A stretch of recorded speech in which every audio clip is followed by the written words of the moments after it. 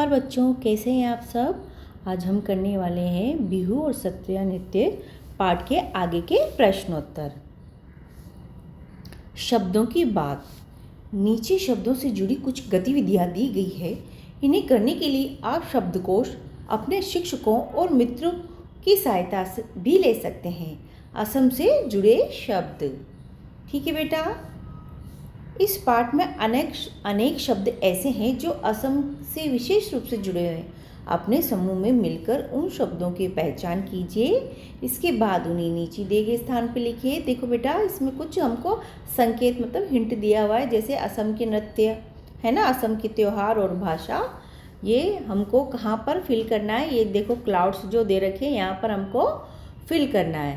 तो देखो, तो बेटा हम यहाँ भरेंगे। देखो, सबसे पहले हमको पता है असम से रिलेटेड शब्द हमको यहाँ पर शब्दावली भरनी है।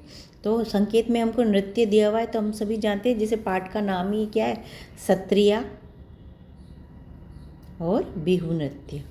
ठीक है, तो हम दो तो यहाँ भर ही देंगे। ठीक है, और उसके बाद हमको यहाँ पर हमने पढ़ा मठ है ना, और असमिया कैसी लैंग्वेज बोली जाती है यहाँ पे, वहाँ की भाषा कैसी है, असमिया। और मठ भी कैसा था यहाँ पे, वैष्णव मठ, जहाँ पर सत्रिय नृत्य किया जाता था। ठीक है, और हम बाद में यहाँ पे हमने और क्या पढ़ा, चाय के बागान। तो ये सब हो गए असम से रिलेटेड शब्दावली। 3 बिहू। हमको पता है 3 प्रकार के बिहू मनाए जाते हैं। असम में बिहू साल में 3 बार मनाया जाता है, जो कि हमने पहले ही पढ़ा हुआ था। सबसे पहले जो बिहू मनाया जाता है उसको क्या कहते हैं, रोंगाली या बोहाग बिहू कहते हैं। ठीक है, ये कब मनाया जाता है, बैसाख सामान्यतया अप्रैल में। एंजिला और उसकी माँ, इसी जब ये बिहू मनाया जा रहा था, कौन सा वाला, रोंगाली या बोहाग बिहू मनाया जा रहा था, अप्रैल में वो आए थे। ठीक है, अगला जो बिहू मनाया जाता है वो होता है भोगाली या माघ के महीने में जो मनाया जाता है, जो कि सामान्यतः कब मनाया जाता है, जनवरी में। ठीक है, जब धान को हम रोपते हैं, है ना। फिर कोंगाली या काटी, ठीक है, ये कब मनाया जाता है, कार्तिक मास में, और ये कब आता है, अक्टूबर में आता है। देखो, आपसे प्रश्न पूछ भी लिया, एंजिला और उसकी माँ एलेसेंड्रा कौन सी बिहू के अवसर पर आए थे, लिखिए। तो एंजिला और उसकी माँ एलेसेंड्रा रोंगाली या बोहाग बिहू के अवसर पे भारत आए थे, है ना। और ये असम में मनाए जाने वाला सबसे प्रमुख बिहू उत्सव है, जिसे नववर्ष और वसंत ऋतु के आगमन के रूप में भी मनाया जाता है। तो उत्तर लिखेंगे। ठीक है, तो उत्तर लिखेंगे, एंजिला और उसकी माँ रोंगाली या बोहाग बिहू के अवसर पर भारत आए थे। ठीक है, इसमें थोड़ा सा आप और भी ऐड कर सकते हैं, इसे नववर्ष और वसंत ऋतु के आगमन के रूप में भी मनाया जाता है। अगला प्रश्न है, तीनों बिहू के लिए लिखिए और उस समय किसान खेतों में क्या कर रहे होते हैं। तो देखो बेटा, तीनों बिहू हमको यहीं उत्तर में दे रखे हैं। असम में बिहू 3 बार मनाए जाते हैं। सबसे पहला जो बिहू होता है वो होता है कौन सा, पहला ऐसे लिखेंगे, रोंगाली या बोहाग बिहू, है ना। ये कब मनाया जाता है, बैसाख के महीने में, और सामान्यतः ये कब आता है, अप्रैल में। इस समय क्या लिखेंगे आप, किसान खेत में क्या करते हैं, बीज बोते हैं। किसान, ठीक है, किसान खेत में बीज बोते हैं। ठीक है, ये हो गया। अब दूसरा बिहू कौन सा हुआ, दूसरा बिहू हुआ आपका भोगाली या माघ बिहू। ठीक है, ये कब आता है, सामान्यतः ये आता है जनवरी में।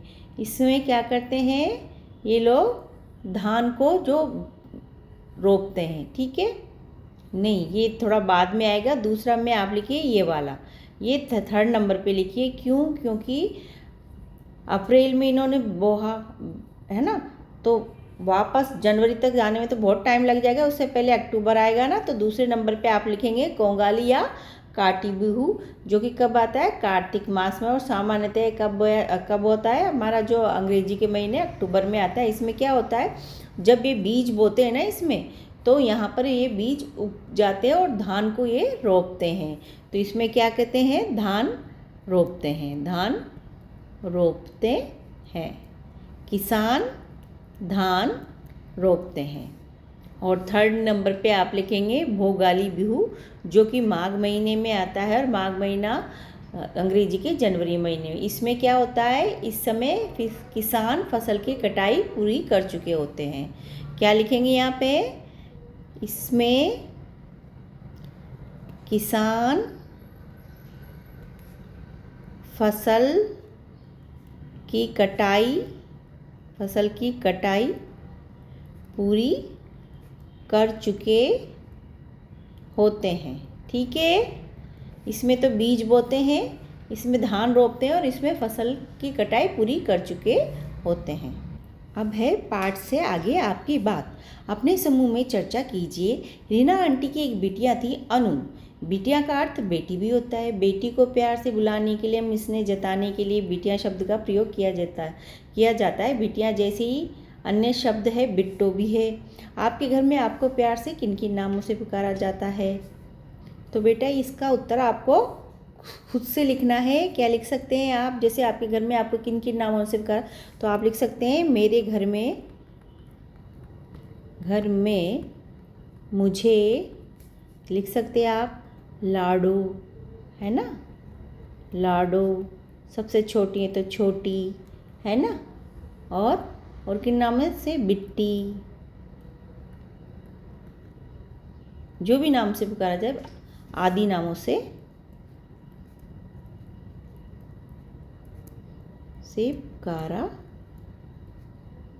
पुकारा जाता है। ठीक है, पूर्ण विराम।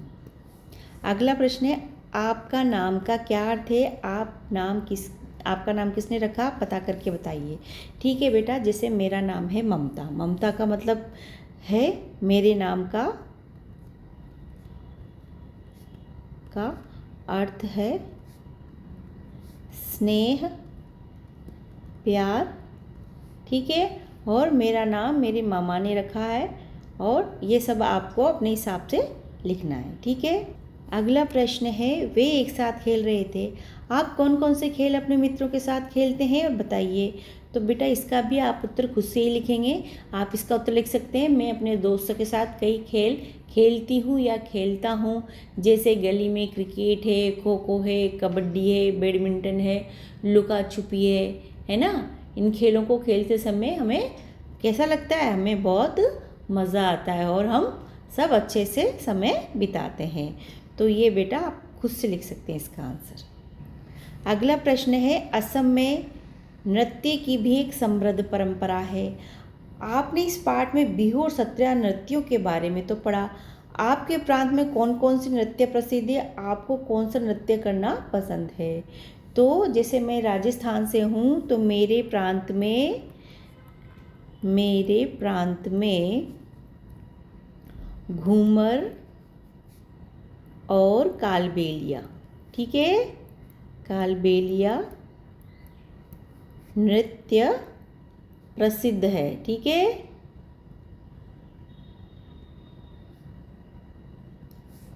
और मुझे घूमर नृत्य करना पसंद है। मुझे घूमर नृत्य करना पसंद है। ठीक है, पूर्वोत्तर की यात्रा। असम भारत के पूर्वोत्तर में है, मतलब कि जैसे आप समझ लो ये अपना इंडिया का मैप है। ठीक है, ठीक। अब इसमें क्या है, ये है उत्तर, ये है दक्षिण, ठीक है, और ये है पूर्व और ये है पश्चिम। तो जो ये हिस्सा है ये उत्तर में भी आता है और पूर्व में भी आता है, इसीलिए इस हिस्से को क्या कहते हैं, उत्तर पूर्व। तो यहाँ पर है असम। ठीक है बेटा, असम के अतिरिक्त पूर्वोत्तर भारत में 7 अन्य राज्य भी हैं। आपको अवसर मिले तो इनमें किसी राज्य की यात्रा कीजिए। 8 राज्यों के नाम है। सबसे ऊपर है अरुणाचल प्रदेश, फिर सिक्किम, मिजोरम, मेघालय, त्रिपुरा, नागालैंड, मणिपुर और असम। ये सब पूर्वोत्तर के राज्य। Time machine. उसे ऐसा लग रहा था जैसे वह आश्चर्यजनक रूप से किसी टाइम मशीन में आकर बैठ गई हो।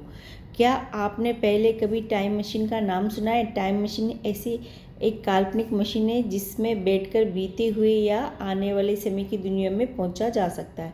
टाइम मशीन को अभी तक बनाया नहीं जा सका है, लेकिन अनेक लेखकों ने टाइम मशीन के बारे में कहानियाँ लिखी है। अनेक फिल्मकारों ने इसके बारे में फिल्में बनाई। यदि आपको टाइम मशीन मिल जाए तो आप उसमें बैठकर कौन से समय में और कौन से स्थान पर जाना चाहेंगे और क्यों?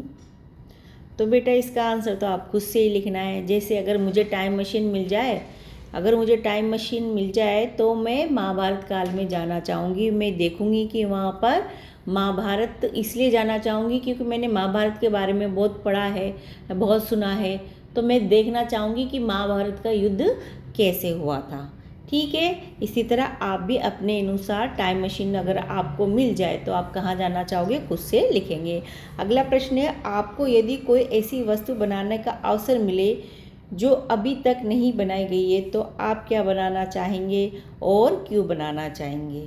ठीक है, तो बेटा इसका उत्तर भी सब आप अपने हिसाब से लिखेंगे। जैसे अगर मुझसे पूछा जाए कि मैं कौन सी वस्तु बनाना चाहूँगी, तो बेटा मैं एक ऐसा कैमरा बनाना चाहूँगी, है ना, जिसमें मैं फ्यूचर में, भविष्य में होने वाली घटनाओं को पहले से ही देख सकूं, है ना। तो अगर कुछ बुरा हो रहा है तो पहले से हम उसके प्रति सचेत हो जाएं और बहुत ज़्यादा नुकसान होने से बच जाए। इस तरह से आप भी अपना कुछ भी इसका आंसर लिख सकते हैं। हर बच्चे का इसका उत्तर अलग अलग हो सकता है क्योंकि हर बच्चा की सोच अलग होती है ना, आइडियाज़ अलग अलग होते हैं। क्या आपने कभी किसी संग्रहालय की यात्रा की है? संग्रहालय ऐसा स्थान होता है जहां विभिन्न कालों की प्राचीन वस्तुएं देखने को मिलती हैं। कभी कभी संग्रहालय की यात्रा भी टाइम मशीन की यात्रा जैसी लगती है। अवसर मिले तो आप किसी संग्रहालय की यात्रा अवश्य कीजिए, उसके बारे में कक्षा में बताइए। ठीक है बेटा, जैसे मैं राजस्थान में रहती हूँ तो मैं उदयपुर में मैं सिटी पैलेस गई थी। वहाँ पर मैंने वहाँ जो महाराणा प्रताप है ना, उस सिटी पैलेस में जो उनका महल है, उनमें उनकी सारी जिस घोड़े से वो लड़े थे, है ना, महाराणा प्रताप का घोड़े का नाम क्या था, चेतक, उसकी फ़ोटो बनाई हुई है ना। वहाँ पर किचन बनाई हुई है ना, जिसमें रसोई है, जिसमें ये लोग राजा महाराजा लोग खाना बनाते थे, है ना, बनते था, मतलब इनके लिए बनाते तो नौकर ही होंगे लेकिन इनके लिए खाना बन, उनके बर्तन रखे हुए थे। और महाराणा प्रताप ने जिससे लड़ाई लड़ी थी वो तलवार रखी हुई थी वहाँ पर। उन्होंने जो कवच पहन रखा था, जो मुकुट पहन रखा था, है ना, रक्षा कवच, ये सब वहाँ पर लगे हुए हैं, है ना। विभिन्न प्रकार के हथियार वहाँ पर है। तो मैंने उदयपुर में सिटी पैलेस की जो संग्रहालय वहाँ पर मैंने यात्रा की है। अगर आपने भी की हो तो आप भी अपने अनुसार इसको लिख सकते हैं। ये सब हर बच्चे का उत्तर इसका अलग अलग हो सकता है।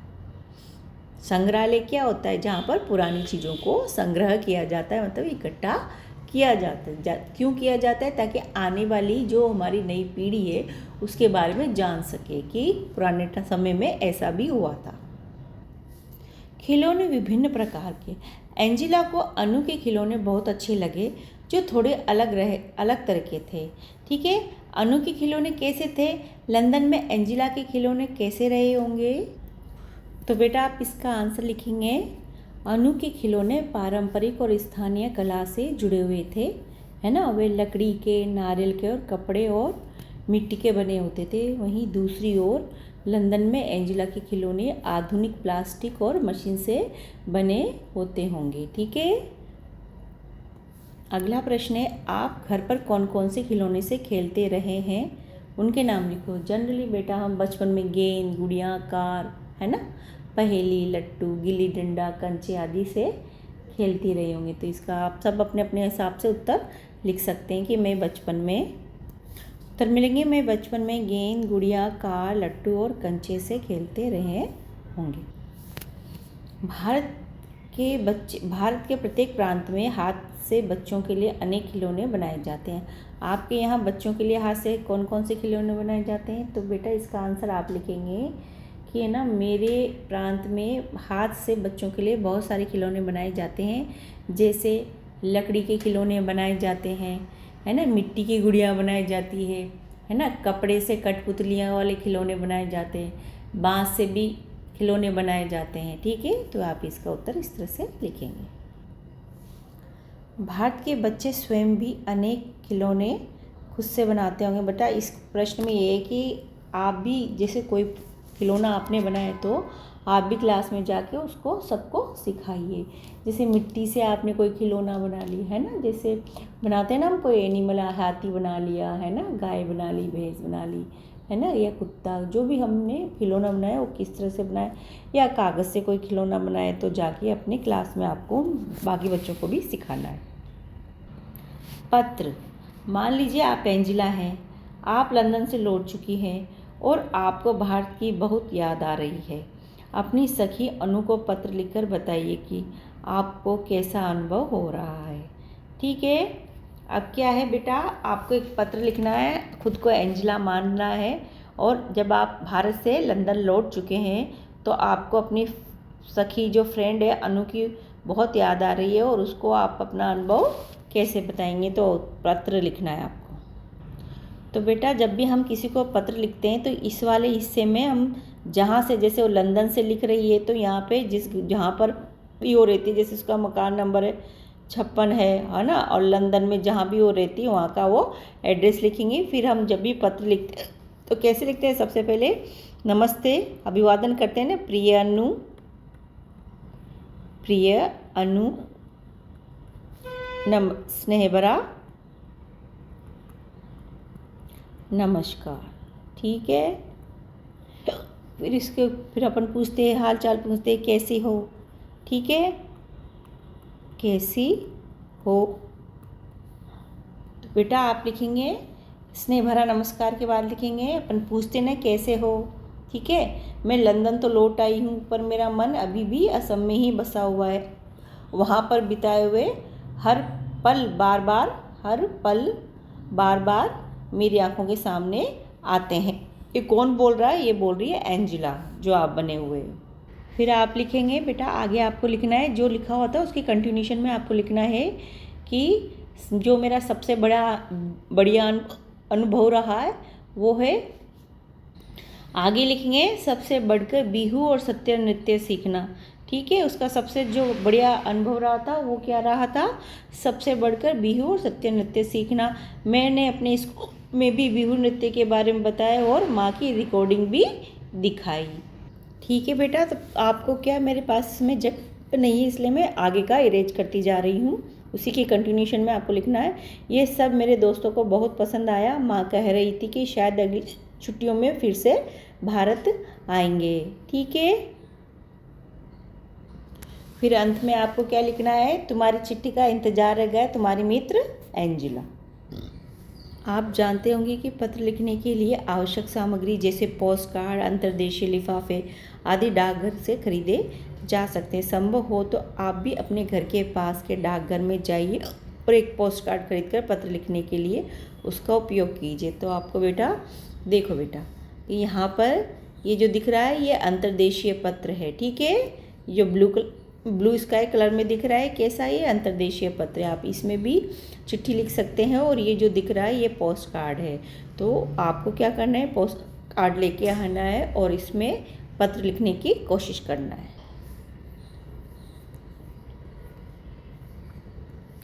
क्या आपने कभी डाक टिकट देखा है? संसार के सभी देश डाक टिकट जारी करते हैं। भारत का डाक विभाग भी समय समय पर डाक टिकट जारी करता है। डाक टिकट किसी भी देश की संस्कृति के बारे में महत्वपूर्ण जानकारी भी उपलब्ध कराते हैं। इसलिए अनेक लोग देश विदेश के डाक टिकटों को एकत्रित करना पसंद करते हैं।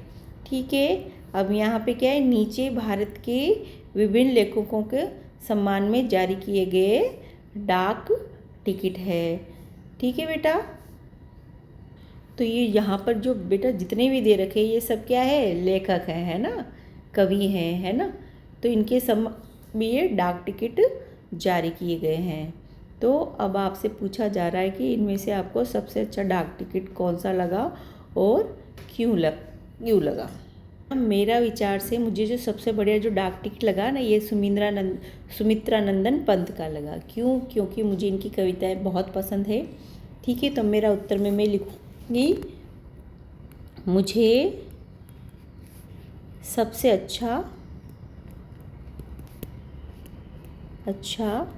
डाक टिकट सुमित्रा नंदन पंत का लगा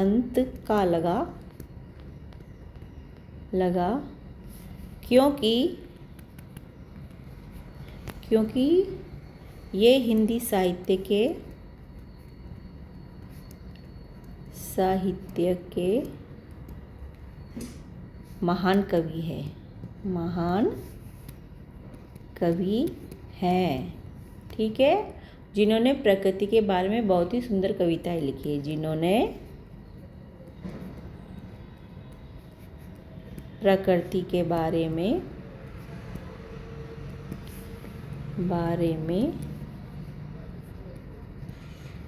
बहुत सुंदर कविताएं लिखी है। ठीक है, तो मुझे सबसे अच्छा डाक टिकट सुमित्रा नंदन पंत का लगा, क्योंकि ये हिंदी साहित्य के महान कवि हैं जिन्होंने प्रकृति के बारे में बहुत ही सुंदर कविताएं लिखी है। अगला प्रश्न है, डाक टिकटों पर लेखकों के बारे में कौन कौन सी जानकारी दी गई है। तो देखो बेटा, यहाँ पे हम सारे डाक टिकट देखते हैं। सबसे पहले तो सबके बारे में ये जानकारी कि ये सभी डाक टिकट हिंदी साहित्य के जो महान लेखक हैं उनके बारे में है। तो पहला जो डाक टिकट है किसके बारे में है? देखो क्या ये कितने का है? 200 पैसे लिखा हुआ है, मतलब कि ये 2 रुपये का है। ठीक है, ये जो डाक टिकट है कितने का है? 200 का है। और किसका है? डॉक्टर वृंदावन लाल वर्मा का है। ठीक है, फिर नेक्स्ट जो डाक टिकट है वो किसका है? आप देखो यहाँ पर ये 1 रुपये का है, और ये किसका है? तुलसीदास जी का है। फिर उसके बाद जो नेक्स्ट डाक टिकट है ये है सूर्यकांत त्रिपाठी जी का। फिर उसके बाद है ये सुभद्रा कुमारी चौहान का डाक टिकट है जो कि 25 पैसे का है। फिर उसके बाद कबीर जी का डाक टिकट है जो कि ये कितने का है? ये 15 रुपये का है। उसके बाद पंडित श्री लाल शुक्ल का है। फिर प्रेमचंद जी का है। ठीक है, फिर उसके बाद ये है मैथिली शरण गुप्त जी का है। ये सभी हिंदी साहित्य के महान कवि और लेखक है। फिर उसके बाद है बाबू गुलाब राय जी का है। फिर उसके बाद है भारतेंदु हरिश्चंद्र का है। फिर आगे देखो बेटा, प्रताप नारायण मिश्र जी का है। फिर उसके बाद डॉक्टर शंभुनाथ सिंह जी का है। हजारी प्रसाद द्विवेदी जी का है। और इनकी सबके ऊपर क्या लिखी हुई है कि इस टिकट के डाक टिकट की कितनी प्राइस है। ठीक है, और भी डाक टिकट है बेटा, ये देखो। उसके बाद है महावीर प्रसाद द्विवेदी जी का है। उसके बाद राहुल सांकृत्यायन का है। उसके बाद दुष्यंत कुमार जी का है। फिर उसके बाद आप देखो डाक टिकट है महादेवी वर्मा का 2 रुपये का है। सुमित्रा नंदन पंत का 5 रुपये का डाक टिकट है। और रामधारी सिंह दिनकर जी का डाक टिकट है। इन सभी टिकटों से हमें इनकी एक तो सबसे पहले जानकारी ये मिल रही कि सभी हिंदी साहित्य के महान लेखक और कवि हैं। और दूसरी जानकारी ये दे रहा है टिकट की, इस टिकट की कीमत इतनी है। तो ये हमें टिकटों से जानकारी मिल गई। तो देखो बेटा, यहाँ पर आपको कुछ पहेली दी गई है, पजल दी गई है, उसको आपको उत्तर इसमें ऑलरेडी उत्तर भी दे ही रखे हैं। बस देखो ये असमिया पहेली है, जैसे हाथिर दांत कदम्बर पात, मतलब हाथी की तरह जैसे दांत है और कदम के पात सी है, मतलब कदम के पत्तों जैसी है। तो ये क्या है? हाथी के दांत वाइट होते हैं, इसको कहते हैं मूली। ठीक है, ये क्या हो गई? मूली। अगला देखो, यह असमिया में पानी आसे मास नाई, हाबी आसे बाग नाई। पानी है पर मछली नहीं है, जंगल है पर बाग नहीं है, तो ये क्या है? नारियल। ठीक है, अगला देखो, आई बुली ले ने लागे, बेपाए बुली ले लागे, लग लग कहे तो ना लगे, बेलग कहे लग जाए, तो ये क्या है? होंठ। क्या है ये? होंठ। अगला है सय चरण कृष्ण वरण, पेट काट लेव नाई मरण। काला तन और छह है चरण, पेट कटे पर न हो मरण। ठीक है, ये देखो चीटा है ना, या चीटी कह सकते हैं हम इसको। इसके 6 पैर है, अपन इसको बीच में काट देते हैं तो भी ये मरती नहीं है, तो ये है चींटी। तो बेटे ये हो गया आपके प्रश्न उत्तर कंप्लीट।